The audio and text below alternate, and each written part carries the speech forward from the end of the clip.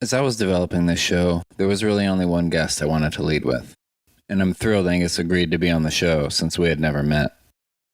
Angus Lee is the co-founder of the California Pickleball Association, and he embodies everything I want this show to feature. We talk about his background, how he got into pickleball, how his experience and education fueled his journey into competing and coaching, and eventually running his own pickleball business. I'm Josh Walker, and this is SoCal Pickleball Stories.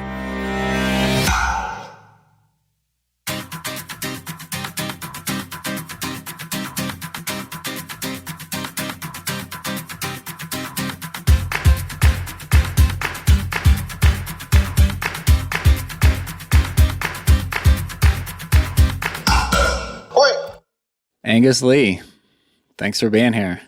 Thanks for having me. You're one of the first guys I heard about, sort of this elite class of player, top rec player, when I started playing.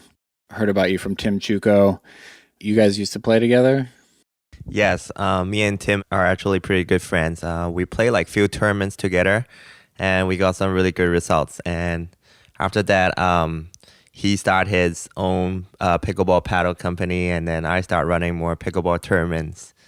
And then I moved to somewhere else, far from Burbank. That's why we don't play as much together right now. Yeah, Tim's a great guy. He's done a lot for the community. So where are you from originally? Yeah, so I'm originally from Hong Kong. I came to the United States like 7 years ago. I came here for study abroad program for my bachelor's. And then I came here for one semester and I really liked it. So I choose to stay in the United States, and I'm fortunate I'm still here, not get kicked out by the government yet. So yeah, that's where I'm from, Hong Kong. And what was it like growing up there? Growing up, like I play a lot. I love sports a lot too, and I play a lot of basketball in Hong Kong. Definitely, Hong Kong is a really busy economic city, and there's a lot of good foods and everything. But I would say like for the sports environment, U.S. is giving much bigger leading role in the world, and I'm really glad like I pick up pickleball in the U.S. So you play basketball. What other sports, like what do kids play? Like here, I think kids play soccer, stuff like that. Is basketball sort of a main sport for kids to pick up? Yeah, so I would say in Asia, like ping pong, badminton, swimming, basketball, soccer, volleyball, running. Those are a lot of popular sports we had. So when I was young, my parents gave me a lot of chance to go to different activities. So I did soccer, basketball, volleyball, a lot of different ball activities. Some interesting one I did was, we call it inline hockey. So it's like roller skates with hockey. Okay. And also I did like a little bit of judo. Okay. Yeah. Awesome. Well, yeah, it sounds like you have a pretty diverse sports background. And so you came here for college, and where was that? I went to Nashville, Tennessee for my study abroad program. The school is called Lipscomb University. It's like a little small private Christian school. I loved there because it was a totally different environment than Los Angeles. Like it was less busy, it's more rural and a lot of trees around. I finished my Bachelor of Finance in Lipscomb. Nice. And had you been to the U.S. or abroad before that? Yeah, so my first time being to the U.S. was like I was 5 years old, and I was here with my parents, and we visited Orlando, Florida. Okay, yeah, Disney World. Yeah. Nice. So back for the next time was for college. Yes, back for the next time was college. And your family now? So my family is back in Hong Kong. So since the COVID, they have not been visiting, but then just the past Christmas, they were fortunate to come over, and we spent like almost a month together. So it was pretty fun, yeah. That's great. And so ever since COVID, you hadn't been able to see them? I haven't seen them for 3 years before that trip. Wow, I bet it was awesome seeing them. Are they okay over there? Yeah, they are doing really good. My dad and mom are almost retiring this year, so they would love to spend some time in here too. What do they do in Hong Kong? My dad is engineer working for the metro company. It's called MTR. It's one of the popular underground transport in Hong Kong. Okay, like a subway system? Mm-hmm. And then my mom works for a nonprofit called Red Cross Company, and she's like a assistant manager. Cool. So in college in Nashville, were you doing any sports? Yeah, so I played basketball for more than 15 years, and I was really into it. And I had a chance to represent the junior Hong Kong basketball team for a tournament when I was like 16. Wow. And then I played for the college when I was in Hong Kong. But after I come to the States, I already know like people are much bigger and their physical ability is much stronger. So then I came here and I was like, oh, I have to really focus on study because Sure. when I was in Hong Kong, my results was not doing too well. So then I was like, this is a new opportunity for me to see how my career grows, right? So then I came here and then I actually switched my bachelor from data science to finance. Okay. And then I really like finance. So then I was doing pretty well and I graduate after 2 years. That's great. When you were playing basketball, was it the Hong Kong, is it like a junior national team? Yeah, so it was the junior national team and then it was under 16s. And so did you guys travel around and play other countries, or how did that work? Yeah, so we went to one of the big tournament. It was the All China tournament, and it was pretty fun. Like you get a lot of tall guys who are like 6 feet 5, 6 feet 6, who are 16 years old. So I was like, this is crazy. Like compared to Hong Kong, like our average height is much shorter, like probably like 6'3" already, like one of the tallest guy. And what position did you play? So I played point guard, yeah, and I really like to shoot threes. Nice. So after college in Nashville, how did you land in LA, or how did you land out here? Yeah, so I actually started playing pickleball in Nashville, and I learned it from my neighbor who was 70 years old, and he was... Your neighbor was 70 years old, yes. Gotcha. So, and when was that? That was 2018. Okay. Yeah, so like 4 years ago. Mm-hmm. And then he was like, oh, you should come try this sport. It's called pickleball. And then I saw some photos of him playing, and then I was like, oh, that looks really fun. And I started playing, and then the first time I saw him play, I was like, wow, this guy is really good. Like he got all the spin serves and all the trick shot he did. So I was like, ooh, I have to try this sport. So then I learned it from Nashville, and then after I graduate, I came to LA because I did like an internship here before for 3 months in a BMW dealership for accounting. And then so I came back because I was looking for a job after I graduate. Okay. Fortunately, they hired me back, and then I worked there for years for the sales department. And meanwhile, I get to play more pickleball in LA because LA has much more facilities, I would say, and good players. Afterwards, after that year, I got into a master program in Long Beach State. It was for sports management because I was like, I really like sports, but I also have a good background in business. So I was like, let's combine it. So then I did like a master's in sports management. That's how I got into LA. Did you live in Long Beach for a while? No, so I was staying in Glendale. Because the dealership was in Glendale. And that's how I met a lot of Burbank people. In your time at Long Beach State doing the masters, what was it? Masters in sports management? Yeah, so it was Masters of Arts in Sports Management. Gotcha. And so like, what did you take away from that? Yeah, so it was a pretty interesting course because it kind of looks like an MBA. It covers all different business subjects like marketing, finance, telling you how to run business company. And good thing about that, there was a lot of different internships. So I had a chance to work for a running event company, which I was really interested because I love event management. And I also had a chance to work for the Los Angeles Sparks, like one of the WNBA teams. Okay, cool. What did you do for the Sparks? I was one of the sales academy, corporate sales academy interns, and at that time it was during COVID, so we didn't have a lot of time spending on the court, like spending in Staples Centers. But then we had a lot of chance online meeting different people, and they teach us a lot of how to reach out to different communities and learn a lot about how Sparks run their event, because WNBA is a little different than NBA. Like WNBA trying to get their audience from having like community events nights sometimes. So then like they have LGBT nights. They have like a fun night for the kids, stuff like that. So then they can draw more audience. Interesting. When you were at Long Beach State, or when you moved out here to Glendale, were you playing pickleball all through that time when you started in Nashville and then came out here? Did you ever like start and stop, or you just kind of playing the whole time? Yeah, that's a great question. It was a long journey. So when I moved to Glendale, at first I was trying the Glendale Community Center. Actually, they had like a Tuesday night indoor pickleball, which is they use the basketball courts and line up some temp pickleball nets and play there. So when I first came here, I was like, I was still a beginner. I was like 3-0, 3-5 and working my way. And I was really passionate into it. So I was like finding different courts. And then afterwards, found out Maxim in Burbank, and I also find Allendale in Pasadena.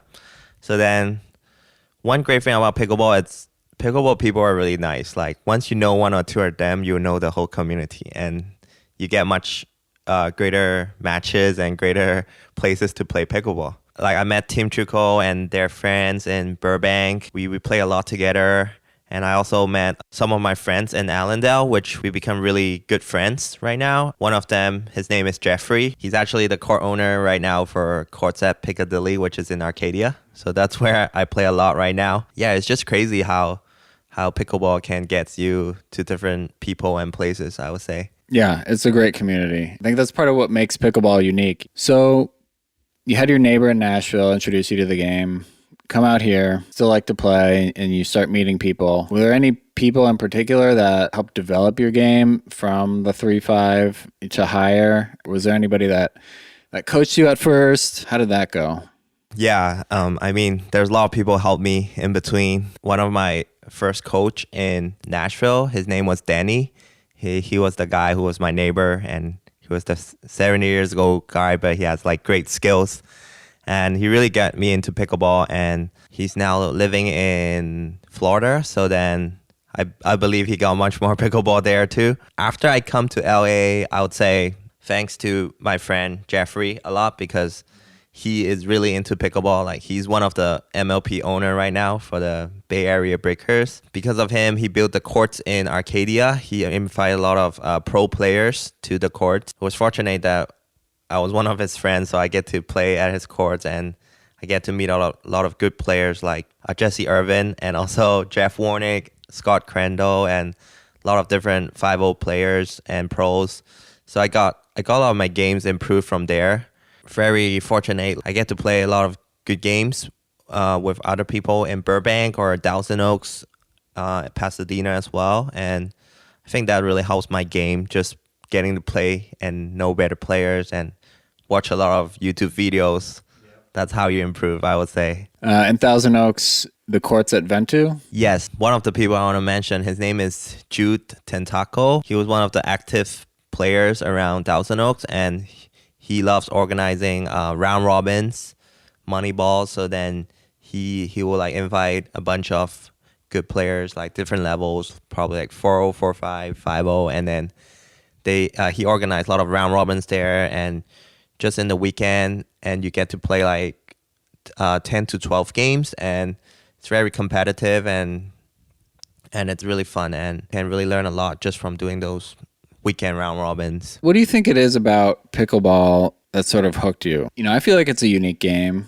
but what's your perspective? Like, why are people getting so into it? Because it's different than tennis, like I feel like the kitchen is a big neutralizer, and that's just so unique. Yeah, you're really right. I think kitchen is one of the things, like, because of the kitchen, it makes the game not as physically competitive. Like, if there's not the kitchen, like those tall guys can reach in and volley every ball, right? So then I feel like with the kitchen, like, it makes the game more fair to different people. Like the court size is smaller than normal tennis courts, and the ball is not as fast, and also it's a really easy pickup sports, right? And also with the kitchen rule, it tells you that, okay, there's a rule that applies to everyone, that you cannot reach in for every ball. Like you have to let it bounce. So then So then no matter like, in basketball, there's a lot of requirements. You have to be tall enough, you have to be big enough, you have to be fast, you have to be stronger. But then in pickleball, I would say it applies to everyone. Like no matter your age, no matter your skills, no matter your gender, you can play together. I feel like this is really important because you want, like for me, when I first started, it was funny. Like I just met my girlfriend and she doesn't really play any sports. And I was like, oh, this sport looks pretty easy to start and we should do it together. Because you always want to find some activities that you can do with your partner, right?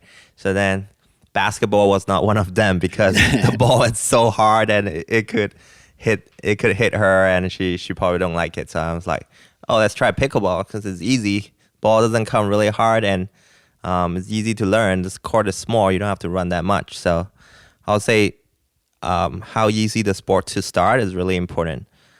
And other thing is since pickleball is not fully developed yet, like a lot of people from different background will believe like they have a chance to get into pro or like get better and better every day. And pickleball is just this interesting sports that there's not a specific rule yet, that the sport is still changing. So like it's very easy to pick up and it's very easy to improve like by a short period of time. So I think that really catches people. Yeah, I agree with that 100%. It's very accessible.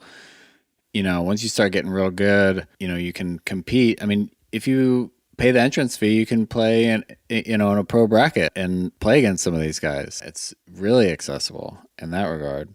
So as you started getting better games and playing at Piccadilly, when did you know like you were getting to a level where this was something like you were taking much more serious and wanted to be, really competitive, and then start adding in the layer of tournaments? When did that come into play?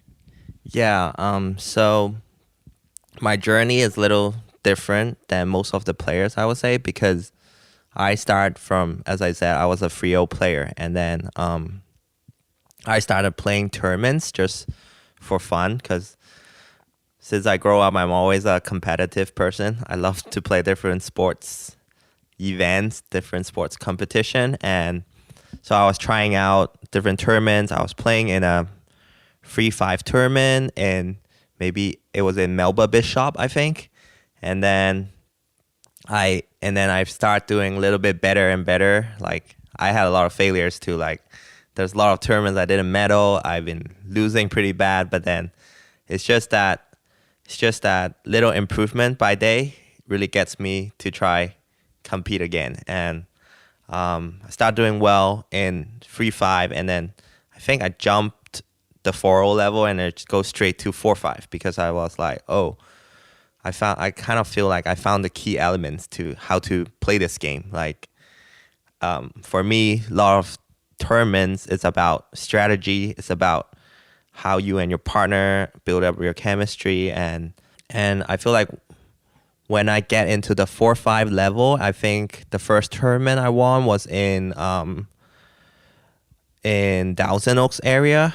I think that court, it's called Paseo. Yeah, Paseo Club. It was one.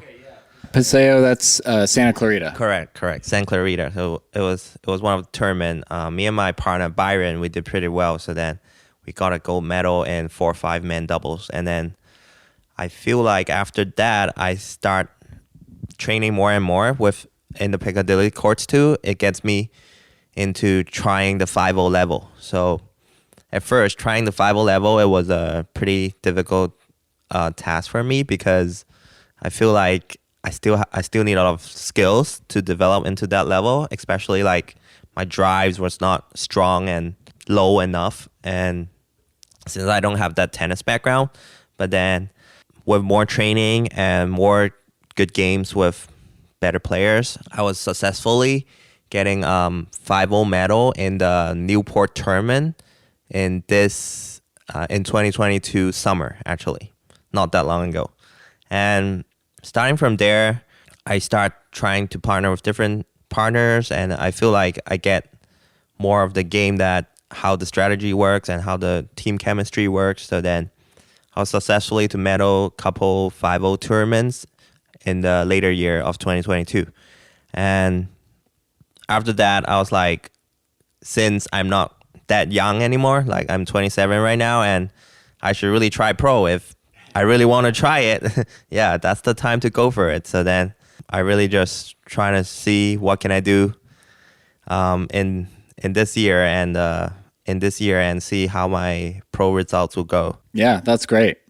That's a great journey. All this time, were you playing doubles? Yeah, so I would say I get a better results in men doubles, especially. And then singles, I play a lot of singles too, but then not the best at it, because I'll say tennis players are really good at singles. Yeah, that translates pretty well. Yes, and I really need more of those skills. Like I'm developing my double backhand for a while just because that's really useful for my singles game.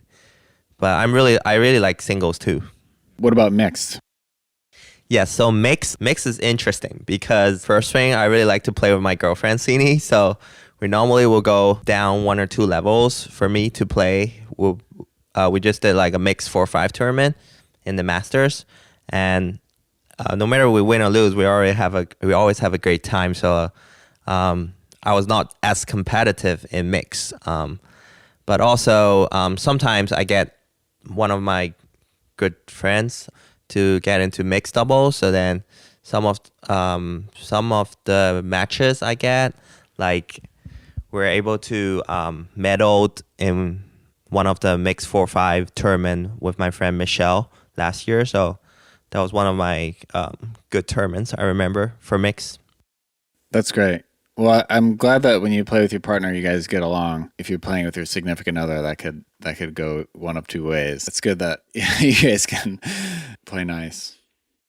Yes, it's not easy. Like there's certainly a lot of arguments, but then at last you'll feel like, oh, those are some silly things that you can avoid, and it's just fun. It's just different that when you play with your significant half in a tournament, because you feel like you're working something together, and it's like the joy and the glory when you win something together. It's so much different than any other partners, I would say, because it's your significant half. So like it really matters, and it's great. It's a different feeling. That's cool. That's an interesting perspective. That's awesome. So you mentioned this a bit before, talking about a little bit about your partnerships, stuff like that. Like how important is it in men's doubles, do you think, that your partner and you gel, and not just that you are choosing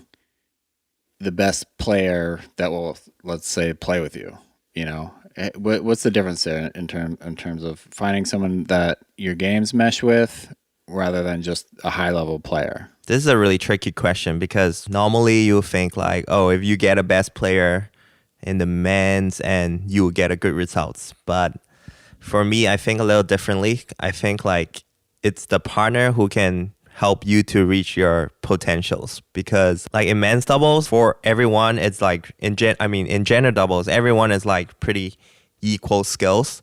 It's not like mixed that you can pick on a little bit more on the girls. So then in men doubles, it's really about like how do you find out what's your opponent's weakness and how do you keep targeting at that spot.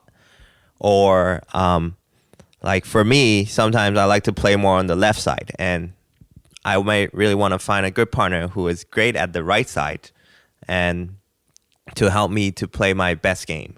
Men doubles, like it requires a lot of strategy planning, like on whether you are the player who is doing more consistent stuff, like doing good drops, good things, and just be patient, or the other guy who is more aggressive, who does more speed ups, who does more drives, who does more approaching in the middle. So I would say that really gives me a different thought about doubles, because as like I saw an article that Colin Johns was saying, he's like, doubles is not really taking 50% of your court, but it's about how do you gel with your partner and how do you know which area of balls you should take. So that really, I would say that really changes my thought about man doubles. Yeah, that's well thought out. So in general, we have a growing sport. I think a lot of the players that participate in tournaments, they're all very competitive. It seems like to me, in adding this layer, because it's easy to find a court and go play rec and do that consistently. I mean, there's, the courts around here in Burbank are pretty crowded, but then, not all those people are playing tournaments. So what do you think about just in general, like there's not a competitive amateur tennis tournament circuit that I'm aware of. What do you think of that? Why do you think it exists? There's tournaments happening every weekend. Yeah, so I feel like pickleball players are divided into like few different categories. Like there's certain like senior players who are 50 plus, 60 plus, who are retired, and they're just looking for some fun activities for their health. So then those are one part of the players who is just looking for fun, and they are just really friendly, just going to the rec courts, and they're just trying to find some other friends who can exercise together. So I'll say those are one of the part of the players who are not as interested in tournaments. And then there's other parts of players who are knows about pickleball for a little while, or they're really good starting into pickleball, so then they are more competitive, who really want to improve and really want to get good games in recreation courts. They're looking for great competition and ready for tournaments. And there's a little contradiction, and if both of them are in the recreation courts, and like it really requires like good level of management in order to make everyone happy. Like I saw my friend Ara was helping the Burbank courts, and now Maxim courts divide their courts into different levels. So that's really helpful to divide the different players and to make everyone stay peacefully when they're very crowded at the recreation courts. And that's really gonna help the future of pickleball if every court knows how to manage the different levels of play. And back to the tournament question, I would say pickleball tournament is a little different. Like it's not like you have to be really good in order to play in a tournament. And fun thing about that, there's like different skill level from 3-0 to 5-0 and different age levels, right? Like some of the bigger tournaments, they even divide 50 plus, 60 plus, 70 plus. So I feel like in pickleball tournament, it's more about people having fun and enjoying doing that. Like even some of those, they don't do as well, but then they're just happy to be in a tournament, knowing different people and playing different people. It's very interesting in the tournament director perspective, because there's so much different tournaments, but every tournament is targeting different people, I would say. Like there's obviously the PPA, APP, who is targeting more the pros. There's the US APA, which I think it's more targeting the amateurs. Like they have some really good tournaments they did, like the US Open or the Nationals. And then there's like the second tier tournament companies who are looking for more local tournaments that they don't travel as much. They just focus on doing their local players. And then there's more third tier, fourth tier who is doing maybe round robins for the weekend and just have people to join. And some of them like provide lunch and then provide raffles and provide free stuff to give away. And those are targeting more the recreation players who just want to have a fun weekend and know different people. So I'll say that's a great part of it, that there's different target audience. That makes sense. I feel a lot of the people out playing tournaments are just happy to compete. They want like an extra layer to their pickleball experience. And the tournaments sort of provide that. Whether you are a competitive athlete growing up and then now you're kind of back out there on the pickleball court, you can get that feeling of competition again with a little more at stake than just, at the rec courts. All right, so back to you a little bit. After your master's program, did you end up getting a job at BMW? Were you working? Yeah, so Back to my career path, like after I moved from Nashville, coming to Los Angeles, I did 1 year of full-time job in the BMW dealership. My title was like a financial sales assistant, and I would say I didn't really have a great time working there. So then I moved on and I went to my master's program in Long Beach State. And during my master program, I did 2 internships. As I just say, I was working for my boss, Karen Ware, running company. And also I was working for the LA Sparks for an internship. After that, I was lucky. I met one of my boss at that time. His name was John Letts. He was the director of iTennis, and at that time, fortunately, he was starting to develop iPickle, which is one of really good clubs in South Pasadena. It's called Arroyo Seco Racket Club, and at that time, I was looking for any internships, and I was really happy that it was related to pickleball. So he hired me as a coach in the Arroyo Seco Club, and I started my career there, and I enjoyed a lot, and I had a lot of fun, and I met a lot of different people and a lot of different students, which becomes great friends right now. So you start coaching at iPickle in Pasadena. What was it like at first when you first took on students? How good were you at pickleball at the time when you first started coaching? You know, I don't necessarily think the top players make the best coaches. Like, I don't think you have to be, you know, Roger Federer to coach tennis. In fact, my theory is that he probably wouldn't be as good of a coach as someone who has maybe even coached him, because he's so physically gifted that you just can't teach certain things. Yeah. So how was it starting coaching? I would say like coaching is a lot different than playing. So when I first started in iPickle, I was talking with my previous boss, John. I want to actually start some pickleball events or pickleball tournaments. I wasn't really into pickleball coaching at first, but then he was like, you should pick up a few hours in coaching and see how it goes. So I remember the first time when I did like a little training. I was training with the registration desk assistant and then trying to give her a lesson about pickleball. I did not really have a good introduction to it because I was like, I talked about pickleball for 10 to 15 minutes. And then I did not let her hit a ball at all yet. So then it was funny. And then John was telling me, you should start with little thinking first so that way she can hit the ball already and she feels like she's into the lesson.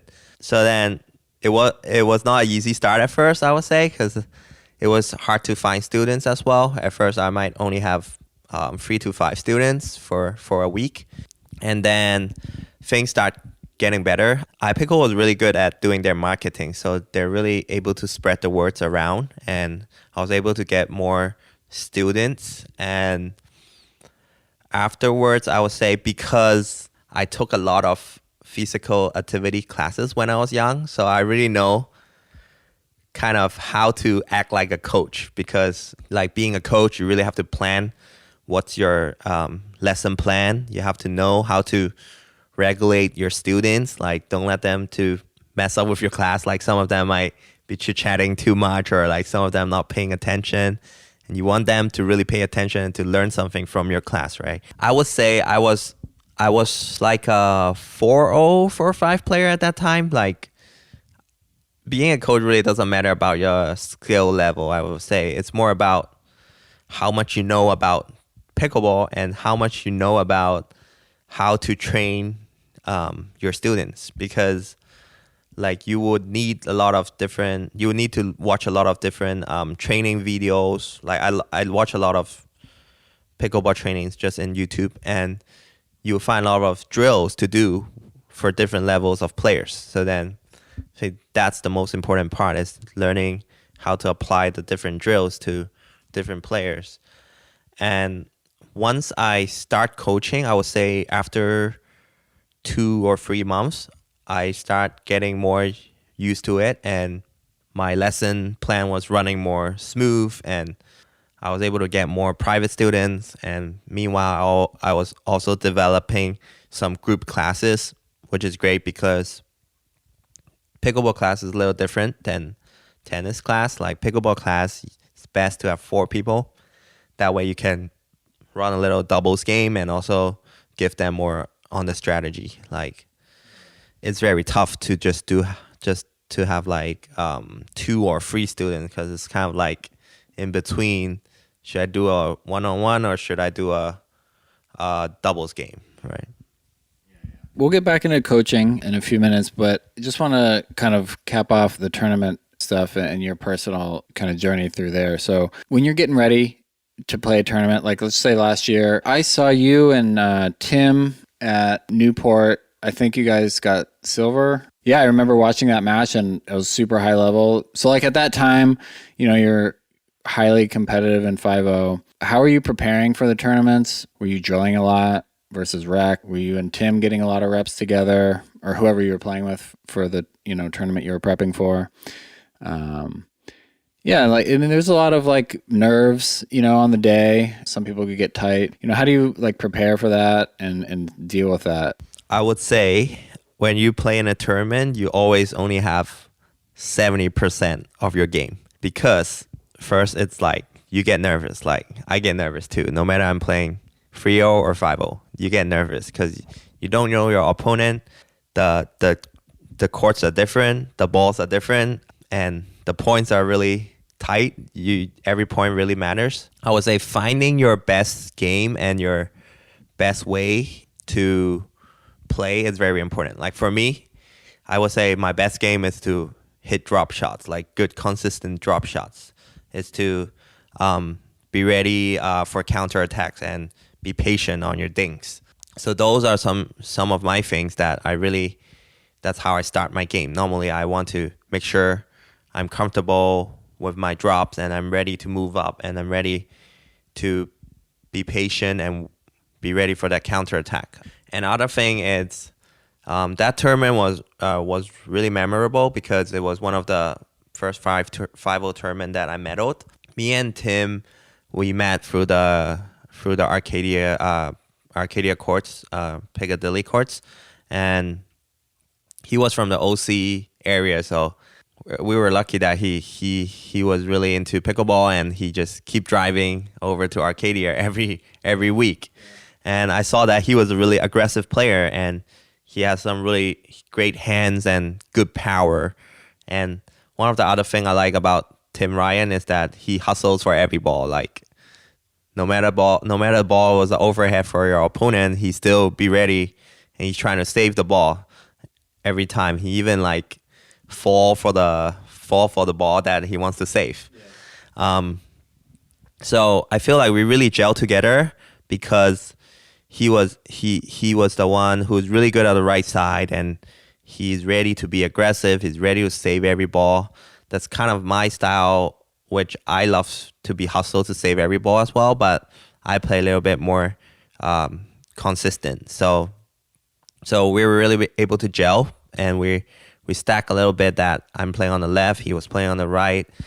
I was able to play my best game and he was ready to punch every ball when it's attacking us. And the other thing that we gel really good, it's because he was a basketball player before. So this is something interesting that when you play similar sports together, you kind of have that energy, that how to work as a team, I would say. That was one of the things that I found out, and that's how I partner up with my next partner, Rob Hutchins. He was a basketball player too. And we ended up doing really well as well. So that was something interesting for my partnerships. Yeah, that's interesting. Similar sports backgrounds. If you've had a similar experience growing up in athletics, the way you approach a new sport might be similar. Yeah, interesting. Yeah. And so as you're improving, are you drilling a lot? Are you playing rec or how's that going? Yeah, so before every tournament, I would say the 2 weeks before the tournament, I would start drilling a little bit more. Like I like to play skinnies. That's the best way I think to help my drillings is to be ready to cover your side and be ready to hit those resets and learn when to speed up the ball. And me and Tim like to go to play on Wednesday and Saturdays because those are the time where the best players are at Piccadilly, and we will play a lot of games with each of us in every game, to play against different great teams. Like we want to play teams which are better than us. Like we want to play Jesse, we want to play Jeff, we want to play Scott in order to know what's our weakness and in order to know how we should do in those difficult scenarios, right? So those are really important. For me, I would say to keep in your body shape, I don't really do a lot of conditioning, but I will play singles because singles you have to run a lot more and you're still practicing your strokes. It's just a little different way. You might practice a little bit more drives, which is great for me because that's what I want to improve. So yeah, that's normally how I prep my tournament. Just 2 weeks before, get a lot of play with your partner, talk about strategy, finding which way is the best to start your game. Yeah, that's it. And sometimes I even, just before the tournaments, I would travel to like OC area or Beverly Hills area just to get games with my partner, just because it's before the tournament. So you have to go all in, you know.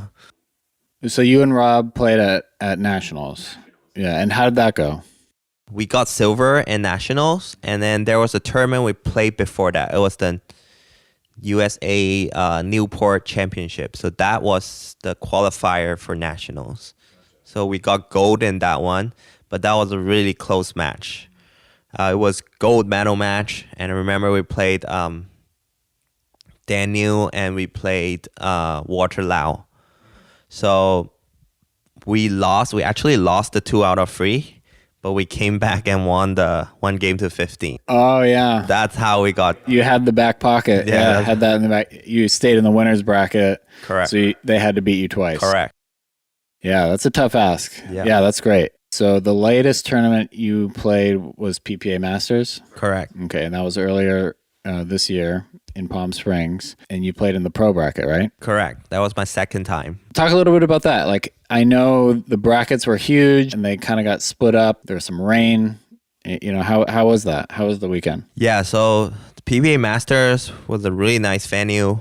We really liked the courts a lot, and it has all this green background with everyone wearing white. So that was really cool. It's a great job for PBA. And it was my second time playing pro. The first time it was in APP Sacramento with Rob in 2022. This time, so the the bracket was a little smaller. It was like maybe 30 teams. And the teams was not as competitive because the PPA player wasn't in the APP tournament. So this time in the PPA Masters, all the best players were there. We have like 60 teams entry in men's pro doubles. So you have to do a qualifier round, which is never, it was my first time. Never happened in my pickleball life yet. So then you have to do a qualifier round, which is. So there were like, let's say there were 60 teams entered. There was the main draw, which was like the top seeded players and like your typical pro draw. And then say like the bottom 30 were in another bracket, right? And so like if you finished top few teams out of there would get a slot in the main draw, kind of like qualifying at a major in tennis or something like that, right? Yeah. And so you were in the qualifying bracket. Yes, I remember now. So it was like 28 teams in the main draw, which is already seeded. And there's 32 teams who are fighting for 6 spots to get into the main draw. So I was in one of the 32 teams who was in the qualifier draw. So the way to get into the main draw is you have to win 2 matches. If you lose one, then you're done. You have to win both matches. So we were lucky. We were seeded at 6th seed in the qualifier draw. So then we played the 22 seed the first match, and it was very close. We barely win in the third game, 12-10, I think. And we made it to the second match. And the second match, we played one of our friends, Matthew Mead and James Fropp. And we played to game 3 again, and we won like 11-6. So we successfully made it to the main draw. And then afterwards, that's the exciting moment because you're the last 6 seed actually from the main draw. So then you have to play the first 6 seed, who is the best players in the States right now, I would say. So we were paired up against Jay DeVilliers and DJ Young, who is like both really great players, and they're like very tall, very good reach. So Moo has been playing in the pro scene for 1 to 2 years already, I would say. He's one of my good friends because we're both international. So he actually quit his job and get into playing pro for a year, just trying his best and see how it goes. Like, he's been training really hard, and he's been playing a lot of different matches every day in order to get prepared for the pro tournaments. And he played really comfortable against Jay and DJ. I was a little nervous in game 1. So yeah, I mean, those two are tough. I mean, to stare down Jay and DJ, I bet was a little intimidating, but what a great experience. Yeah, so in the first game, we actually only had 1 point, so we lost 11-1. In the second game, Mu was telling me just play a little bit more, less aggressive, go more drops, go more dink a few more balls, and just be ready to punch that counter. So we listened to his advice, and we actually had a chance. We were at 9-2, and I was like, oh, we need 2 more points, and we can get a match from them. So that was really fun, and we got some really good points against them in the second match. And it was really great experience to know that it's not impossible to get into pro. It's just you need to work on certain things, and getting ready to be at the tournament courts, it's very different because the more you play in tournaments, the more you get used to it and get prepared. Right. And so a little bit more on that, as you have gotten better and more competitive and gone up through 4-5, 5-0, and now into pro, what are some of the differentiators? Yeah, so getting into 4-5, I would say most important, it's you're able to do less mistakes. So like you're able to hit drives, hit drops at the right time. You're able to not miss things or not do too much unforced error in the 4-5 level. And then once you're in the 5-0 level, everyone knows when to be aggressive. Everyone has fast hands, so you really have to pick on what their weakness is, and knowing to attack at the right time, or be ready to strategize and know when to do stacking or when to hit the shot at the player who is weak at. So normally we'll be like, oh, this player is a little stronger in his forehand. It's a little bit weaker on his backhand. So then we might hit more backhand onto that guy. And then the other guy might be different. So then you have to know what their weakness are in order to strive in that level. And when you get into pro, it's a much advanced level of 5-0 because these players are not just local players. They travel around to play against you. So they're all top level players, and maybe both of the players are great. You don't know which to pick.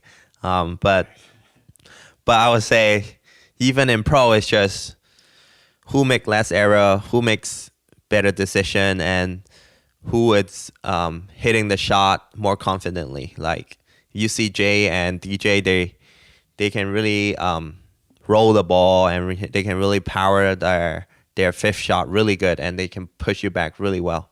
And they know when to attack and when to use their tools. Like Jay is really good at this. dinking down the line, and then he's ready to earn that shot. Like he got a lot of points from people which I saw. So then I really know that telling you when you have to be a 5-0 or a pro player, you really have to be consistent. You really have to find which one is your best attacking tools, and how do you gel with your partner and know your opponent weakness. And so at this point, are you with any sponsors? Yeah, so I was working with Engage for 3 years already. So they've been a pretty good company. They've been giving us like good paddles, shirts every year, giving discounts to my friends. That's one of the great part I like about Engage. And I also start working with Fila for a while, for a year, just helping them as a brand ambassador. So helping them to promote their apparels, because they're coming into the market of pickleball. They have some great pros right now, like Lucy and Annalie. And also MVC. MVC is one of the local company, which owned by Rob and Jerry. They're really nice people. They just want to support local players and promote their clothing brand. Yeah, great. I think now we've come to what your latest venture might be, the California Pickleball Association, Kappa. But let's get into that after we take a little break.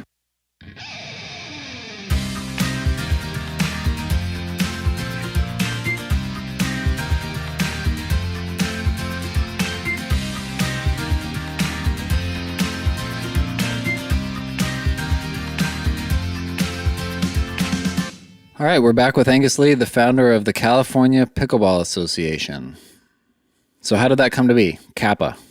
So back to when I was studying my master's, so we have to do a capstone project for in order to graduate. That was our last course. So capstone project is a little bit about what do you can do any kind of business that you want, and that's the topic of the project, is to set up something that you like and to help some kind of communities or help some kind of sports. So I figure out, let's do pickleball, because not much people in my class knows about it, and this is something special that I've been playing for a long time and getting into pickleball for a long time. So I did my capstone project about pickleball, and I was thinking, what should I do? Which is, you don't want to do something which already happened. So I was thinking doing a juniors pickleball tournament. So in my capstone project, I was describing we can do a collegiate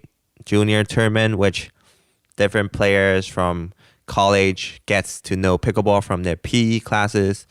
And we want more people to learn about it. And then once one or 2 year it gets more developed, then we can set up a collegiate junior tournament which promotes the youth to pickleball. So that went really well, and my project was actually one of the best capstone project in my classes. So I was very happy. One of my professor, he was actually a owner for a boxing event company. He actually asked me about, is this going to be true? Are you gonna really set up a pickleball company for juniors? And I was like, I've been thinking for it for a long time, and I do really want to do it. So he actually promised to invest into my little dream that I'm not sure will I do it yet. So I was very excited about it, and I start doing research. I start thinking about how can I start this company.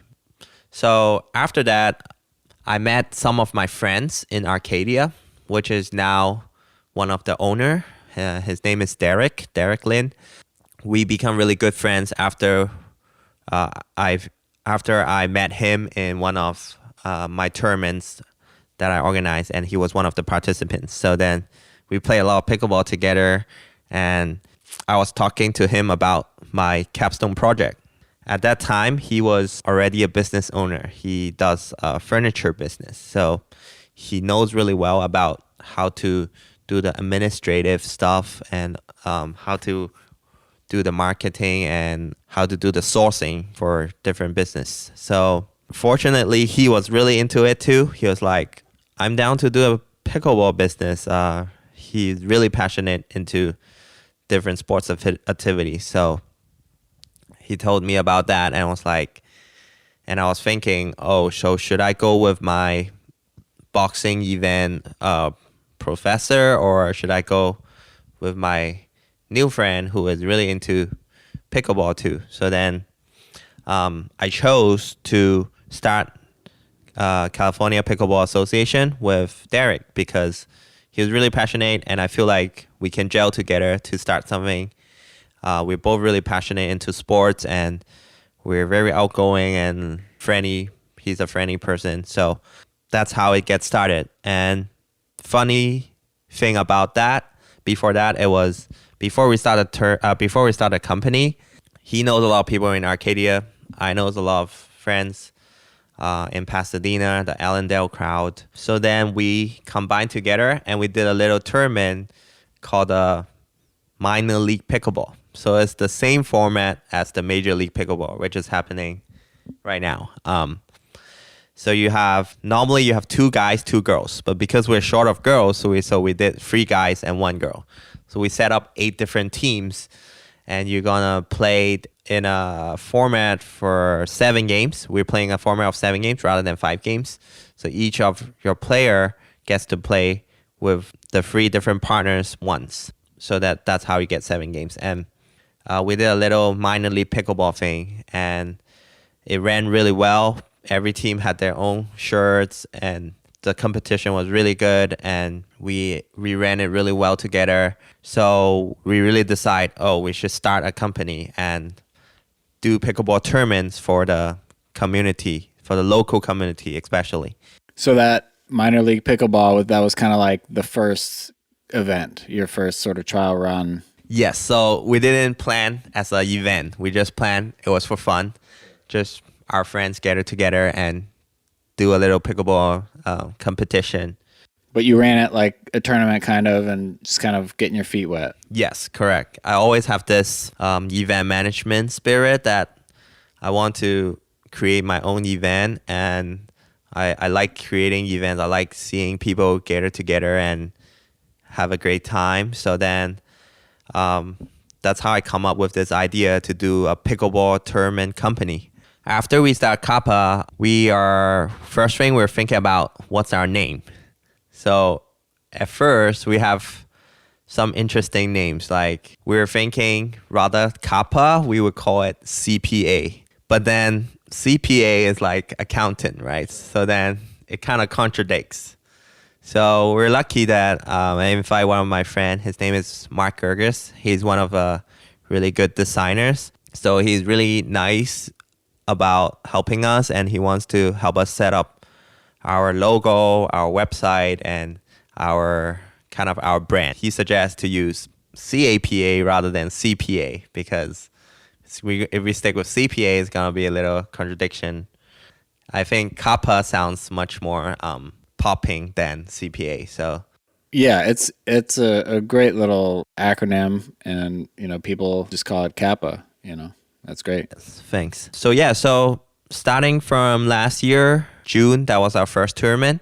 So in 2022, we actually did 3 tournaments already, and it went pretty well, I would say. The first tournament, we might only have 150 people. Our last tournament in 2022, the LA Pickleball Championship, we went up to 350 people. And the coming one in February, the Orange County Open, which we just set up with a new location in Fountain Valley Pickleball Center, we are planning to have around 400 to 500 people. So I would say for me, it was really good.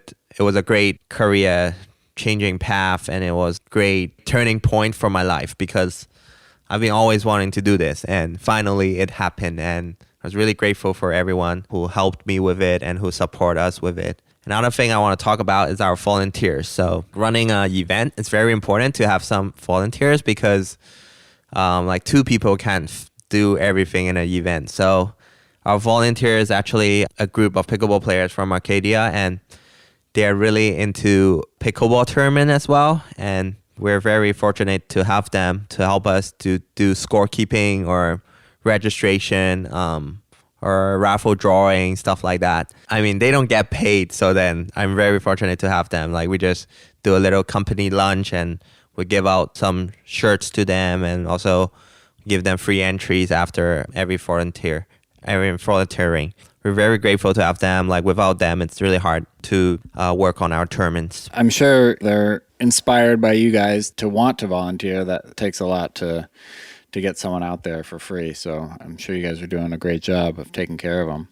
So last year, the 2 tournaments, where were they? Last year, we ran 3 tournaments. 3. So the first one was San Gabriel Valley Open. Second one was called Kappa Summer Open. And then the last one was just in December, the LA Pickleball Championship. How has it been running your own tournaments? Have you taken your experience from playing in tournaments and sort of like, seen what can be improved upon and tried to implement that into your own events? Yeah, so I would say my previous internships really helped me. Like, I started my internship with Karen Ware running events. So Karen's one of my previous boss, and she's also a really energetic and really friendly person. So I really like her personality, and I feel like I learned a lot from her because she runs her own running event just by herself, and it kind of attached it to her like entrepreneur spirit that I want to do something for myself too. And then afterwards, I also interned and worked for a few pickleball events, so in iPickle and also in National Pickleball. So then I learned a lot from how they run their event from scratch to every different scenarios, like rain delay or like people backing up at last minute or switching partners, stuff like that. So then say those experience really helped me to know how to run an event. So speaking of rain, LA Pickleball Championships in December, you had to deal with some rain, right? Yeah, so the LA Pickleball Championship was a 2-day event. It was Saturday and Sunday. Saturday, we're fortunate there was sun, so then we can finish our tournament as scheduled. And then Sunday, it had a little rain. So that was a crazy experience because we really want to run it as planned. So we've been talking about what's the different scenario we should do on Saturday night. And one of the crazy decisions we made was sending out an email to all the participants at 5 a.m. if we are starting the tournament as planned at 7 a.m. So at last, the rain stopped around 12. So then we made the decision to start our tournament at 1. So it ran pretty well, actually, because normally you need 2 or 3 hours to dry the courts. But we're fortunate. Even our players wants to come out and help us to dry the courts. So then we were able to run it starting from 1. And the courts normally closes at 5 because they don't have lights in Oak Avenue Intermediate School. So I was lucky to rent the courts from my friend Jeffrey to use the Piccadilly courts to finish the remaining matches from 5 to, we actually finished at 11 p.m. So that was a crazy day, but I'm glad we went through it.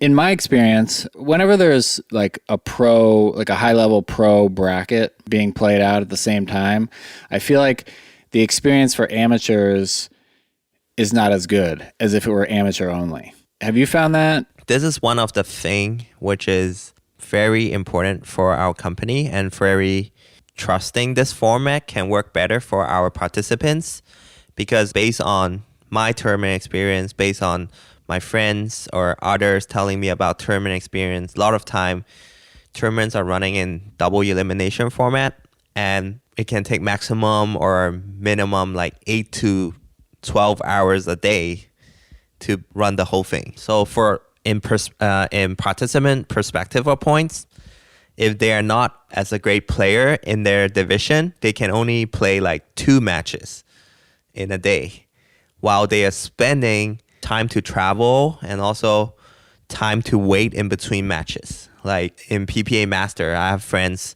who's playing in the amateur divisions who was waiting for 8 to 10 hours for the matches, and they start at 7 a.m. and couldn't finish their matches until 7 or 8 p.m.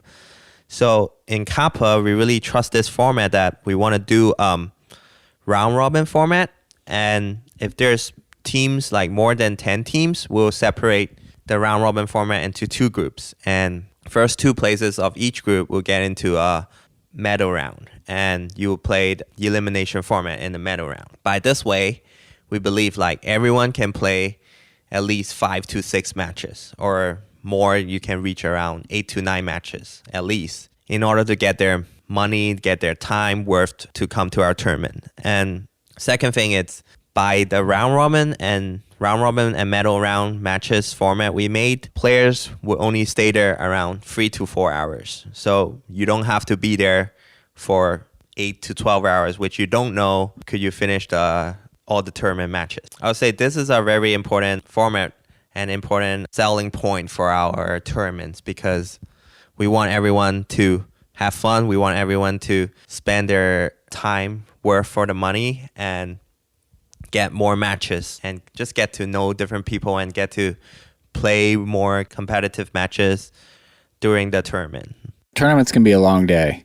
You can be there forever. I think it's great you're looking out for ways to improve on that. So you kind of described Kappa as a pickleball tournament company, but I know on the website you're offering lessons. What other aspects of Kappa are there? Our mission is actually to provide the best pickleball community and best pickleball events to our local community. So we just want more people in our local community to get to play better pickleball events, to get pickleball lessons, to get to know about pickleball, to get to know about different pickleball courts location.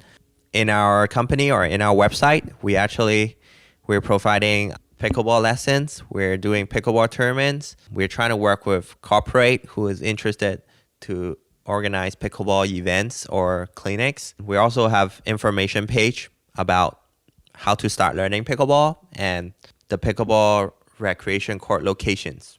So we really want to set up a platform for coaches, for players, for companies to assess about any pickleball events. Where would you say Kappa's home base is? Or is there home courts for Kappa? For now, our home basis is in Arcadia. Our home court is Oak Avenue Intermediate School. One fun fact is this intermediate school is actually the court's actually found by one of my friends.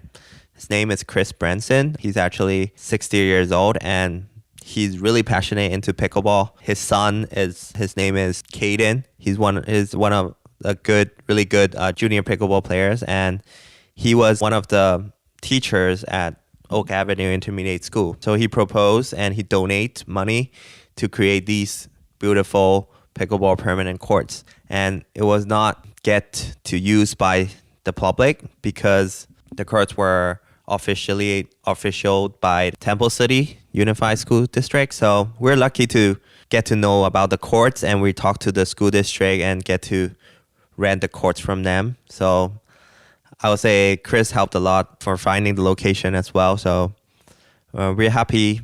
For now, our home base is at Arcadia in Oak Avenue Intermediate School. In February, we're trying to expand to more locations as well. So the next one will be in Fountain Valley Pickleball Center, but we'll still have tournaments running in Oak Avenue. And so looking ahead, as we wrap up here, what are some goals that you have personally and also for Kappa? So for myself, for playing, I really want to make into top 8 in one of the APP or PPA pro events. Also looking for a sponsorship who can cover my tournament expense. I would say I'm a good paddle sales. I've been helping Engage to sell some really good amount of paddles. So really looking for a good sponsorship that I can rely on, and I'm trying to make a scene of myself in the pro tournaments. For Kappa, we really want to reach more participants and reach out to more locations. So our goal is to reach to 3 to 5 locations in 2024, and we want to reach to 500 to 800 participants in 2023. And for myself, in coaching, I would hope I could set up a better and a more comprehensive system on my class registration, and also trying to set up an academy for myself and hire some coach to help me assist in coaching. Are you working on Kappa full time right now? Pickleball full time, yes. That's what my dream was. So then I'm glad I can stick with it for now. Yeah, good for you. Really going all in. I mean, like you said, now's the time. And then for the sport, like you said, it's not fully developed yet. There's different strategies emerging. How do you stay up on that? Where do you think it's going? Pickleball, as everyone says, is the fastest growing sports in the United States. I think in 2023, we will really see some great and big and more events coming on about pickleball. Like you can see more pickleball paddles that develop. You can see more pickleball tournaments are giving out more prize money. You can see more tennis pros are turning into pickleball pros.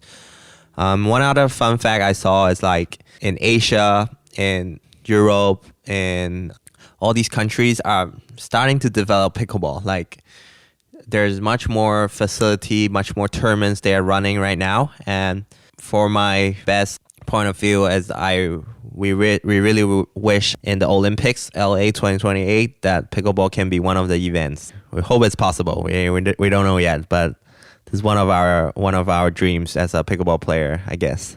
Yeah, I think pickleball would be a great Olympic sport. Why do you think you keep coming back on a day-to-day basis? Like, what is it for you? I will say most definitely are the friendship you develop in pickleball. For now, most of my friends are from pickleball that I know. This sport is just really getting you and really electrified that it just sticks together with the people you know. Like this is like a double sports with 2 people as a team and 4 people playing together.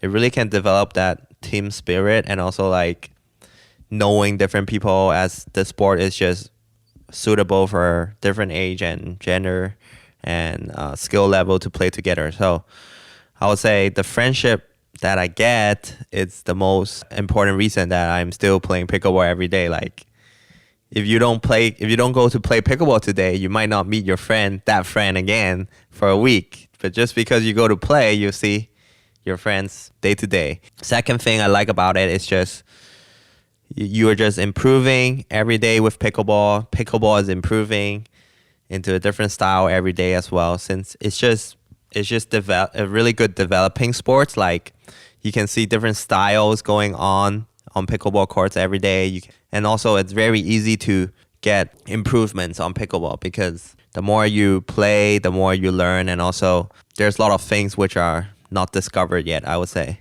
in this sport. Final thing, we're going to do a little speed round. All right, sounds good. Drop or drive? Drop. Tournament or rec? Tournament. Playing at day or night? At night. Left side or right side? Left side. Singles or doubles? Doubles. Mixed or gendered? Gender. Dura or Franklin? Durer. What's your favorite shot? Backhand flick. Favorite drill? Guinea singles. And favorite courts in SoCal? Piccadilly courts. All right. Angus, thank you so much for being here. When I started developing the show, even though I hadn't even met you, you were really like top choice for me to get as the opening guest here on SoCal Pickleball Stories. You're embodying everything I want this show to bring to light. So where can people find information about Kappa, info about your upcoming tournaments? Thanks, Josh. It is my pleasure to be on your podcast. Like, I'm very happy today that I can share my stories. Maybe a lot of my friends don't even know yet. So for any information about Kappa, you guys can visit playkappa.com. And our upcoming tournament is on February 18th and 19th in Fountain Valley Pickleball Center. And the website is playkappa.com/OC Open. Thank you, everyone, for listening. Thanks for listening.